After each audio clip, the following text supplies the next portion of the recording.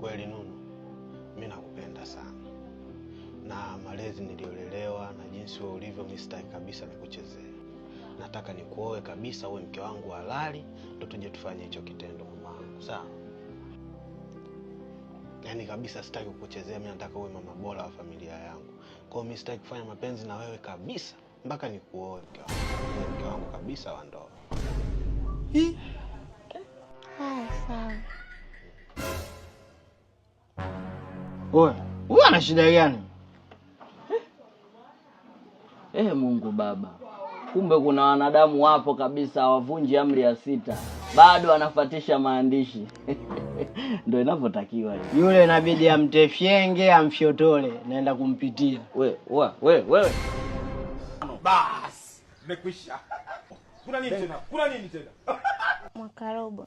Sasa ndo umefanya nini? Wewe si ulisema atufanye paka unioe. Shetani kanipitia jamani. Baba. Ashinda kujishikilia vijana. Amekula utamu ule mtende mpaka akadeka na jasho. Ndo kazi yangu hiyo. Amemtefyanga kamfyotola akaondoka.